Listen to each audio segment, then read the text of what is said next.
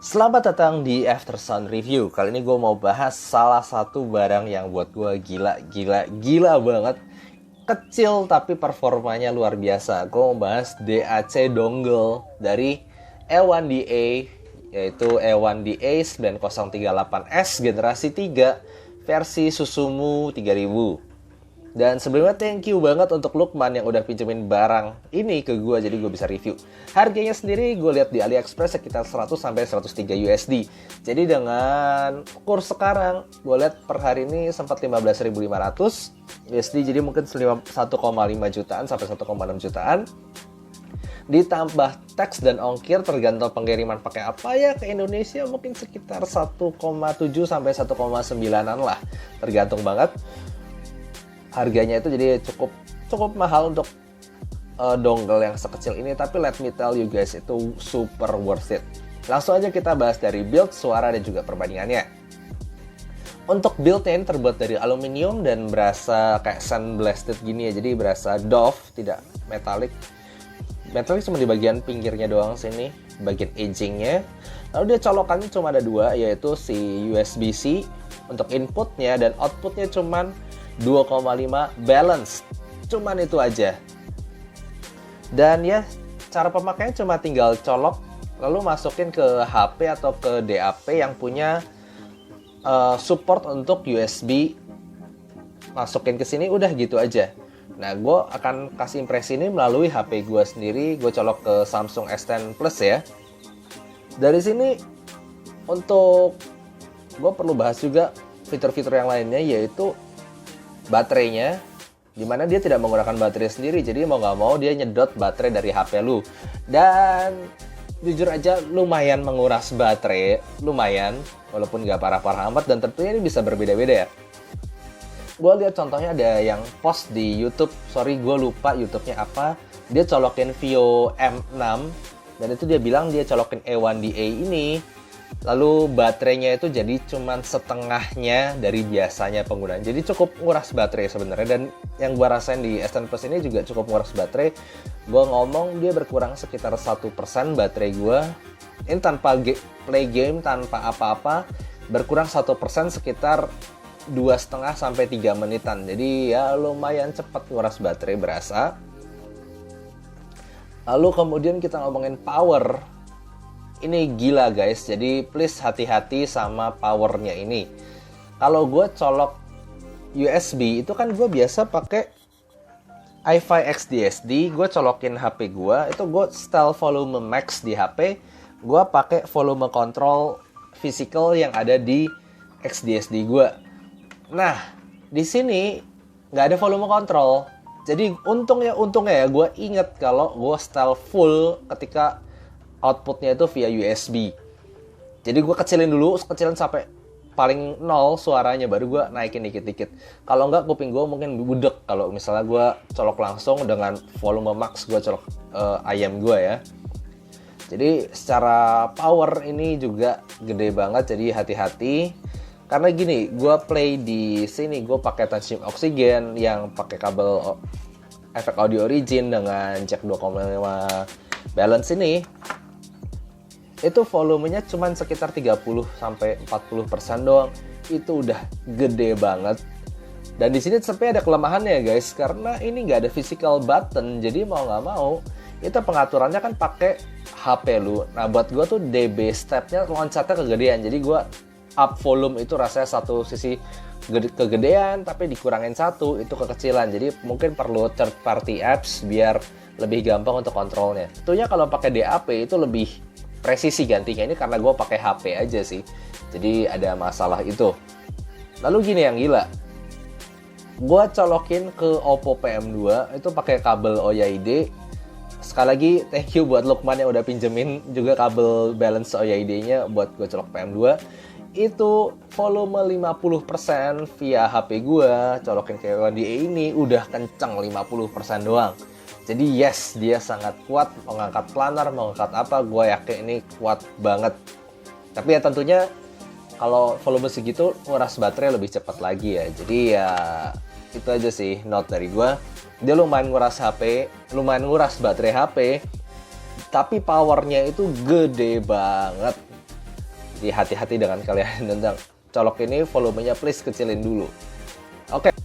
Untuk suara dari A1DA ini sendiri, dia sangat-sangat netral dan extended dari atas sampai bawah. Di sini gue kasih link untuk ke Audio Science Reviews di mana dia kasih measurementnya, dan A1DA ini sangat-sangat flat, neutral. Dan buat gue ini sesuatu yang luar biasa banget ya, maksudnya sekecil gini tapi dia bisa punya kemampuan tonal yang segitu mantepnya, segitu presisinya. Jadi gue di sini kan pakai Kenz-nya itu Tajim Oxygen yang dia pakai Harman response secara signature curve-nya. Kemudian gue pakein balance pakai efek origin ini, dan di sini gue denger secara bass mid treble itu luar biasa bening. Jadi misalnya gue denger lagu-lagu pop dan rock itu gue berasa bening banget. Tapi yang lebih berasa oke itu ketika gue dengerin lagu-lagu yang rekamannya bagus seperti Amber Rubars, Just at the Pawn Shop, lalu yang Hotel Eagle, yang California Live 94. Itu lu bakal lebih berasa extension dari atas sampai bawahnya. Jadi memang kalau kalian punya rekaman yang bagus, please cobain pakai A1DA ini. Dari bassnya sendiri bukan bass yang tipe gendut, itu enggak. Jadi enggak terlalu tebel, tapi dia sangat-sangat deep dan cepat. Kenapa gue bisa bilang begitu? Karena gue dibandingin 3 yang lainnya ini, A1DA ini sebenarnya bassnya bukan yang paling gede, tapi dia paling deep. Jadi berasa duk duk duk dan cepat duk duk duknya itu. Jadi mantep sekali dari bassnya aja. Lalu mid range-nya sendiri mid range yang bening tapi tidak terlalu smooth. Jadi kalau kalian mungkin suka vokalan, sebisa mungkin di Kenz-nya yang ada smoothing-smoothingnya, karena buat gue ini cukup jujur dengan rekaman. Jadi tidak ditebel-tebelin, tidak di-smoothing-smoothingin, dia jujur dengan rekaman. Berasa sangat-sangat bening dan clear. Kemudian treble-nya ini juga extended sampai atas. Kalau gue pakai La Campanella La Primavera dari Oxygen, colokin ketiga device di sebelah kiri gue ini, itu berasa treble-nya agak buntung, jadi nggak terlalu tinggi di nada-nada tinggi, dan juga nggak terlalu bisa kasih tipis-tipis ya gigitan biola yang gue mau. Jadi bass mid treble-nya buat gue itu sangat-sangat bisa extend dan clear dan bening. Gila, pokoknya hebat banget lah itu, secara tonalnya aja udah mantep banget. Kemudian secara teknikalitas juga ini bagus sekali. Jadi dari separasi dan soundstage-nya itu soundstage itu sendiri sebenarnya tidak terlalu 3D. Kalau misalnya gue bandingin sama si BTR5, sebenarnya BTR5 lebih 3D. Tapi kanan kirinya itu jelas lebih luas di A1DA ini. Dia kanan kirinya luas banget soundstage-nya itu. Gue denger contohnya lagi lagunya Amber Rubars yang Novocaine ataupun Tundra, itu kanan kirinya tuh perkusi dan juga violin dan juga perkusinya itu bisa sampai ujung-ujung kuping gue banget. Itu berasa banget sampai ujung kalau ketika gue pakai si Oxygen ini. Lalu kemudian untuk separasinya juga sangat bagus. Wow, jadi gue ngomong teknikalitas netral dan juga tonalitas netral dan juga teknikalitas yang sangat-sangat baik. Mungkin kekurangannya sedikit kurang depth aja maksudnya gue kalau misal gue pakai XDSD ataupun pakai BTR5 itu lebih berasa ada depth, jadi lebih bola bulat gitu ya. Tapi ini lebih kayak lonjong jadinya, kanan kiri lonjong gitu, tapi luas sekali kanan kirinya. Nah, gimana kalau dibandingin? Di sini gue ada yang harganya mirip. Ini kan harganya sekitar 100 sampai 103 USD. BTR5 seharga 110 USD, 100 ini seharga 100 USD, dan kalau nggak salah sekitar 70-an USD deh si Vio BTR3K. Vio BTR3K di sini suaranya paling gendut, tapi paling nggak extend atas bawah. Jadi dia paling terbatas extensionnya, tapi dia paling gendut, bass paling tebal, dan juga vokal paling smooth. Mungkin kalian yang suka vokalan, yang suka suara tebal-tebal bisa ke Vio BTR3K. Tapi kalau misalnya gue bandingin ini bener-bener kayak beda beberapa level suaranya itu. Ini bening banget, extend banget, tapi rada berasa kurus kalau udah dengerin BTR3K ini. Nah, kalau misalnya gue bandingin sama S100, sebenarnya neutrality di bagian netralitas di bagian mid range-nya itu sebenarnya cukup mirip, tapi bass-nya sama treble-nya itu nggak terlalu extend di ES100 Mark II ini. Jadi berasa rada terbatas atas bawahnya. Tapi mid-range-nya netralitasnya sebenarnya sudah agak mirip. Cuman gue masih kerasa kurang refine, kurang bersih di S100 Mark II ini. Lebih bersih lagi, lebih refine lagi di A1DA ini. Kalau misalnya gue bandingin sama Vio BTR 5, gue ngerasa Vio BTR 5 ini sedikit lebih warm daripada si A1DA ini. Yang paling berasa beda number one memang bassnya sih. Bassnya ini kan tadi gue bilang ya, dia sangat-sangat netral tapi dia nonjok dalam banget.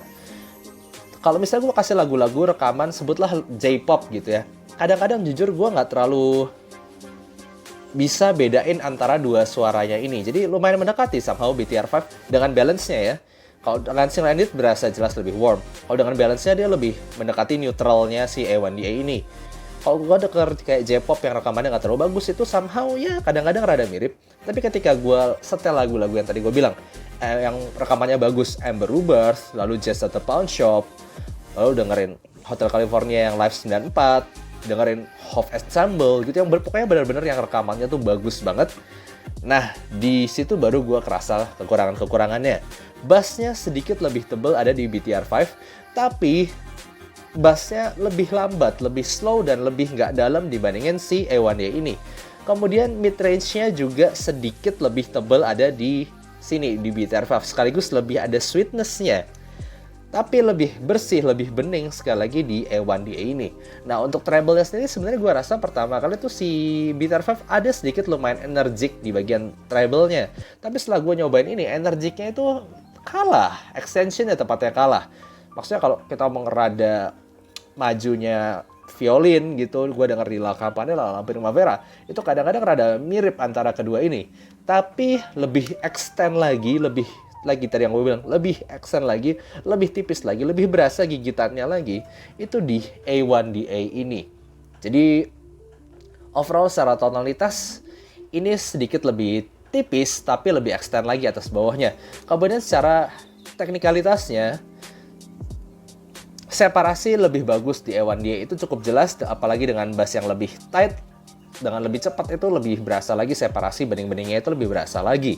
Tapi soundstage-nya sendiri gue ngerasa gue masih sedikit lebih suka di BTR 5. Kenapa? Karena yang tadi gue bilang, A1DA ini soundstage-nya itu kanan kirinya luas banget, tapi nggak terlalu bulat bola begini, nggak terlalu 3 dimensional gini.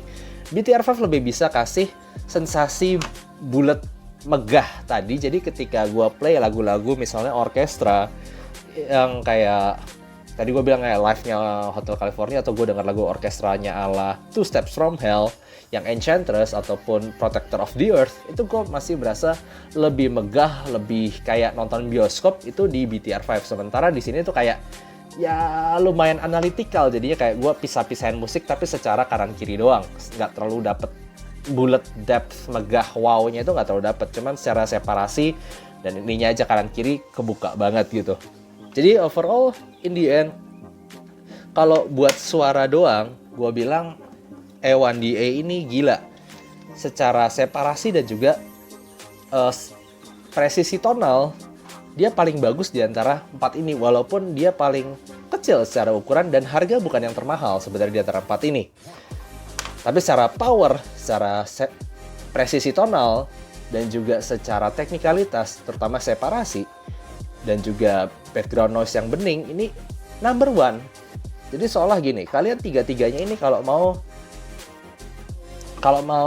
convenience, kalau mau kegampangan, tinggal Bluetooth, colok ataupun USB DC, kalian dapat mic, lalu dapetin layar sedikit di sini, lalu dapetin volume button di sini, hilang semua. Tapi suaranya totally worth it.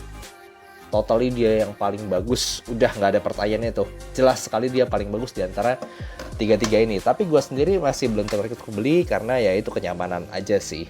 Dan kalau ngomong suara, gue akuin A1DA, gue bener-bener nggak nyangka. Gue pertama mandang sebelah mata karena ini kecil banget. Tapi kok hype ya di Hi-Fi. Kok hype ya di beberapa forum yang suka ngukur-ngukur gitu di Audio Science Review, kok measurementnya bagus-bagus. Gue cobain dan yes, ternyata luar biasa banget hasilnya. Oke, jadi segitu aja untuk review kali ini. A1DA luar biasa banget produknya, dan gue berharap kedepannya dia mungkin bisa bikin DAP lah atau DAC yang lebih ada volume control, jadi lebih convenient aja kalau gue gunain. Gitu aja untuk review kali ini. Thank you untuk kalian yang suka dengan review ini, tolong kasih like dan subscribe. Dan see you next time. Bye-bye.